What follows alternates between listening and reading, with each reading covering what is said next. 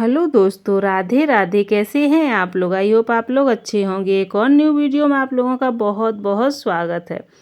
तो आज हम आप लोगों को बताने वाले हैं कि मेरा जल्दी से सिलाई सीखने का तरीका कौन सा था। मैंने इतनी जल्दी कैसे सिलाई सीख ली और बहुत कम टाइम में मैंने घर पर रह कर के ही सिलाई सीखी। कहीं बाहर मैं सिलाई सीखने नहीं गई, घर पर रह कर के ही मैंने सिलाई सीखी और इतने अच्छे तरीके से मैं लेडीज़ के सारे कपड़े सिल लेती हूँ। ब्लाउज हो, पेटीकोट हो या फिर सूट हो, किसी भी तरह के हो, कोई भी डिज़ाइन हो, सब तरह के मैं सिल लेती हूँ, सब तरह के बना लेती हूँ। और मैं कहीं बाहर भी सिलाई सीखने नहीं गई हूँ। घर बैठे ही मैंने किस तरह से सिलाई सीखी और कितने टाइम में सीखी, सब कुछ आज आप लोगों के साथ शेयर करूँगी। तो आप लोग बने रहिए और फुल वीडियो को ज़रूर वॉच करिएगा। तो सबसे पहले बात करते हैं, यहाँ दोपहर का समय हो रहा था 12 बजे। आरना हमारे स्कूल से आ गई थी। इनकी इस टाइम 12 बजे छुट्टी हो रही है, एग्ज़ाम चल रहे हैं इसलिए। और इनके आने से घर में ना हमेशा चहल पहल बनी रहती है। ऐसे ही ये खिलखिलाती रहती है, हंसती रहती है, मेरे साथ मस्ती करती रहती है। तो हम दोनों माँ बेटी यहाँ मस्ती कर रहे थे और उसके बाद मैंने बच्चों को खिला पिला के सुला दिया था दोपहर में। अभी बज रहे हैं दिन के 3:30 दोपहर के। तो मैं बच्चे सारे सो रहे हैं, दोनों बच्चे सो रहे हैं और मैं यहाँ पर ब्लाउज़ की कटिंग कर रही हूँ क्योंकि मुझे सिलाई करनी थी। 3:30 बजे हुए हैं तो मैं कटिंग करने के बाद फिर देखते हैं क्या करना है वो करूँगी और आप लोगों से ढेर सारी बातें करूँगी। तो आप लोग बने रहिए, फुल वीडियो को वॉच ज़रूर करिएगा, ठीक है। तो मेरे जो सिलाई सीखने का तरीका था और मैंने कितनी जल्दी सिलाई सीखी और घर बैठे किस तरह से सिलाई सीखी ताकि आप लोग भी जान पाएँ और सीख पाएँ। देखिए, सिलाई एक ऐसी चीज़ है, अगर आपका मन लग गया तो आप बहुत जल्दी उसको सीख सकते हैं। और अगर आपका मन नहीं लगा तो चाहे जितनी आप कोशिश कर लें, आप सिलाई नहीं सीख सकते हैं। जितना सिलाई सीखना ईजी है उतना ही ज़्यादा कठिन भी है। जिसने मन से अगर सीखी तो बहुत जल्दी वो सिलाई सीख लेगा और जिसका मन नहीं लगेगा, चाहे जितने महीने सीखे, 2 महीने, 3 महीने, 4 महीने या फिर 6 महीने, उसका बिल्कुल भी मन नहीं लगेगा सिलाई करने में।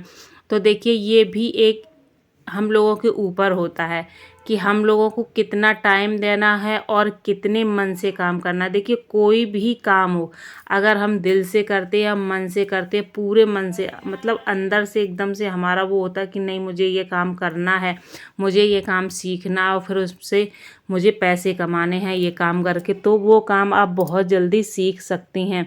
और जब आपके अंदर से ही आपका मन नहीं है सीखने का तो आप बाहर से चाहे जितनी कोशिश कर लें, सिलाई ही नहीं और भी कोई भी काम हो, अगर बाहर से आप चाहे जितनी कोशिश करेंगे नहीं सीख पाएंगे जब तक आपका मन नहीं लगेगा। ये मन एक ऐसी चीज़ है, जिस चीज़ में लग जाता है वो चीज़ आप ज़रूर सीख लेती हैं और उस चीज़ में आप ज़रूर कामयाब हो जाती हैं। तो देखिए, मन अगर आपका लग गया सिलाई करने में तो आप बहुत जल्दी सिलाई सीख लेंगे और बिल्कुल भी आपको परेशानी नहीं होगी। और ज़्यादातर जब भी आप लोगों को सिलाई सीखनी हो तो भाई मैं तो कहती हूँ कि शादी के पहले ही आप लोग सिलाई सीख लीजिए, क्योंकि बाद में ना इतने ज़्यादा काम हो जाते, पूरी गृहस्थी संभालनी होती है, पूरा घर संभालना होता है और प्लस अगर बच्चे हैं तो फिर बच्चों को भी संभालना है, तो फिर उस टाइम में सिलाई वगैरह नहीं सीख सकते हैं। कुछ लेडीज़ ऐसी हैं जो सीख भी लेती हैं, ऐसा नहीं है कि नहीं सीख पाती हैं, बट सब लोग नहीं सीख पाते हैं। क्योंकि देखिए, ऐसा होता है कि मतलब कभी कभी ना इतना ज़्यादा काम हो जाता है, इतना ज़्यादा काम का लोड हो जाता है कि उससे जब हम लोग फ्री होते हैं तो उसके बाद ना फिर किसी भी काम करने का मन नहीं करता। इतनी थकान हो जाती है, इतना शरीर थक जाता है कि कुछ भी करने का बिल्कुल भी मन नहीं करता है। और अगर शादी से पहले सिलाई सीखते हैं ना तो फिर ये वो टाइम जो होता है ना वो फ्री टाइम होता है। उसमें ना तो कोई काम की टेंशन होती है, ना बच्चों की टेंशन होती है और ना ही घर गृहस्थी की कोई टेंशन होती है। उस टाइम में आपको जो भी सीखना हो आप सीख सकती हैं बहुत अच्छे से और बहुत जल्दी। मतलब क्योंकि हमारा जो दिमाग होता है सिर्फ पढ़ाई में होता है, बाकी का हमारा दिमाग एकदम से फ्री होता है, किसी चीज़ को लेकर के टेंशन बिल्कुल भी नहीं होती है, ठीक है। तो हम उस टाइम में कुछ भी सीख सकते हैं, सिलाई वगैरह सीखनी है या कुछ और सीखनी हो, पेंटिंग सीखनी हो, कढ़ाई सीखनी हो, बुनाई सीखनी हो, जो भी सीखना हो बहुत आराम से सीख सकते हैं। लेकिन जब शादी हो जाती है तो हज़ार टेंशन हो जाती है। हर हाउसवाइफ ये बात समझती है कि शादी के बाद बहुत जिम्मेदारियां हो जाती है, बहुत काम हो जाता है, तो हर चीज़ पॉसिबल नहीं हो पाती है।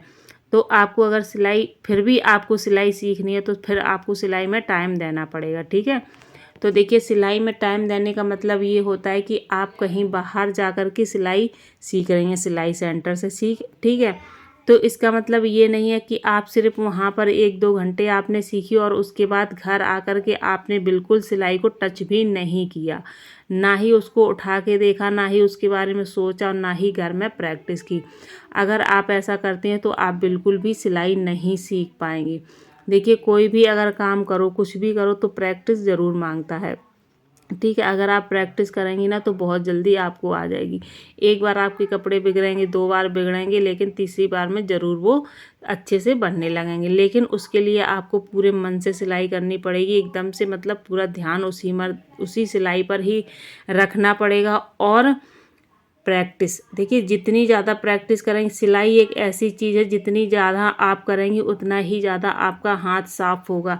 ऐसा नहीं है कि आप वहाँ सेंटर से सीख के आई या फिर आपने घर में ही सीख रही हैं तो फिर आप सिर्फ उतनी देर ही टाइम उसको दे रही हैं जितनी देर आपको सीखनी है, बस उसके बाद आपने बिल्कुल भी सिलाई को टाइम नहीं दिया, ऐसा नहीं है। स्टार्टिंग में आप पुराने कपड़ों पर सिलाई करिए, ज़्यादा से ज़्यादा सिलाई करिए, ज़्यादा से ज़्यादा कटिंग करिए, ठीक है। तो जितनी ज़्यादा आप कटिंग करेंगे उतनी ही कटिंग में आपका हाथ साफ़ हो जाएगा, जितनी ज़्यादा आप सिलाई करेंगे उतनी ही ज़्यादा आपकी सिलाई में हाथ भी साफ़ हो जाएगा। तो आपको ज़्यादा से ज़्यादा टाइम देना है, जितना भी आपको टाइम मिले उस टाइम में आप तुरंत अपनी सिलाई को लेकर के बैठ जाइए, कटिंग वगैरह करिए, स्टिचिंग वगैरह करिए और फिनिशिंग भी वगैरह करिए। देखिए कहीं सिलाई सीखने जाते हैं तो सबसे पहले ना फिनिशिंग ही सिखाई जाती है, तो फिनिशिंग भी बहुत ज़्यादा ज़रूरी होती, जितनी ज़्यादा ज़रूरी कटिंग और स्टिचिंग होती उतनी ही ज़्यादा ज़रूरी फिनिशिंग होती। जब कपड़े में फिनिशिंग अच्छे से होगी, कुछ कस्टमर ऐसे होते हैं जो बहुत ज़्यादा फिनिशिंग पर ध्यान देते हैं, कुछ नहीं देते हैं ना।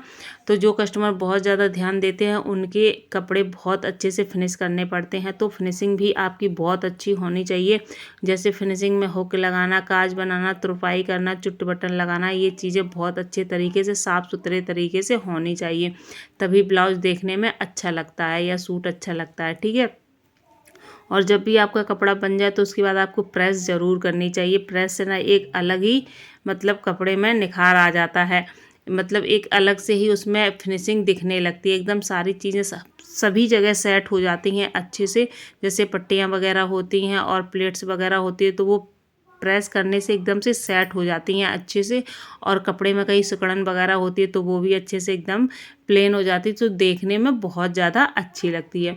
तो देखिए मेरे सिलाई करने का जो तरीका था वो ये था कि मैंने तो शादी से पहले ही सिलाई सीखी हुई थी, जब मैं कॉलेज में थी तभी मैंने सिलाई सीखी थी। उस टाइम मेरा दिमाग एकदम फ्री था और घर बैठे मैंने सिलाई सीखी थी। मेरी दीदी थी बड़ी वाली, वो सिलाई करती थी, तो उनको देख देख कर, उनसे पूछ पूछ करके मैं पुराने कपड़ों पर सिलाई करती थी, ठीक है। कभी मशीन अगर मेरी खाली नहीं होती थी ना तो मैं क्या करती थी कि हाथ से सुई धागे से कपड़े को मतलब सिला करती थी। इतना ज़्यादा मुझे शौक़ था, इतना ज़्यादा मेरा मन लगता था सिलाई करने में, तो मैं इस तरीके से घर बैठ के सिलाई की। उस टाइम में जब मैंने सिलाई की थी, मतलब सीखी थी, उस टाइम फ़ोन वगैरह इतना ज़्यादा नहीं था, और थे भी तो वो कीपैड वाले थे, इतने मतलब एंड्रॉयड फ़ोन नहीं थे कि फ़ोन से सिलाई वगैरह सीखी जा सके। तो ऐसा कुछ भी नहीं था उस टाइम में। तो मैंने सिर्फ घर पर रह कर के अपनी बड़ी बहन से ही सिलाई सीखी है और अपना दिमाग लगा करके ही सिलाई सीखी। उसके बाद जब मेरे हाथ में फ़ोन आया, जो चीज़ें हमें थोड़ी सी डिफ़िकल्ट लगी तो मैंने फ़ोन की मदद से या फिर अपना खुद का दिमाग लगा करके, ये चीज़ ऐसे नहीं ऐसे करनी है तो और भी अच्छे तरीके से हो जाएगी, तो मैंने अपना खुद का दिमाग लगा करके कुछ चीज़ें और भी बेहतर तरीके से करने की कोशिश की। तो आज का टाइम ये है कि किसी भी डिज़ाइन के कपड़े बनवाने हों, कोई भी कपड़ा हो, कैसा भी हो, मैं हर तरह के कपड़े बना लेती हूँ। जैसे कि फ्रॉक सूट बनाना है, अस्तर वाले सूट बनाना है, या किसी भी तरह XYZ किसी भी तरह के कपड़े बनाने हैं, मैं सब तरह के कपड़े, लेडीज़ सब तरह के कपड़े बना लेती हूँ। तो देखिए ये मेरे करने का तरीका है। मैंने जब से सिलाई करना स्टार्ट किया तब से कभी भी बंद नहीं किया, मैं बराबर सिलाई करती रही। अब नहीं कस्टमर के कपड़े आए किसी के तो मैंने अपने कपड़े ही सिले। और शादी के बाद तो ऐसा हो जाता है कि बहुत ज़्यादा कपड़े हो जाते, फैमिली में भी हो जाते थे और इधर उधर से भी 1-2 लोगों को पता चलता था तो वो लोग भी आ जाते थे सिलवाने के लिए। उसके बाद थोड़ा सा टाइम निकलने के बाद फिर मैंने बाहर बुटीक खोला था, तो मेरा बुटीक बहुत अच्छे से चल गया था, मैं अच्छे से उसमें सिलाई करती थी। फिर जब बच्चे हो गए तो मैंने बुटीक बंद करके मैं होम बुटीक चलाने लगी हूँ। इस टाइम मैं घर पर ही सिलाई करती हूँ क्योंकि मेरा पूरा टाइम मेरे बच्चों के लिए है। मैं बच्चों को बिल्कुल भी इग्नोर नहीं कर सकती हूँ, इसलिए मैंने बाहर का बुटीक बंद करके होम बुटीक खोला हुआ है, जिससे मैं घर पर ही सिलाई करती हूँ। और जो कस्टमर है ना, वो मेरे जो मैंने बाहर बुटीक खोला था उससे हमारे कस्टमर बन चुके हैं, जो घर पर ही सिलाई दे जाते हैं। इस कारण मेरे पास अच्छे से सिलाई आ जाती है और मुझे बिल्कुल भी फ्री बैठना नहीं पड़ता। मैं घर बैठे अच्छे से अर्निंग करती हूँ और अपने घर को और अपने बच्चों को बहुत अच्छे से संभालती हूँ।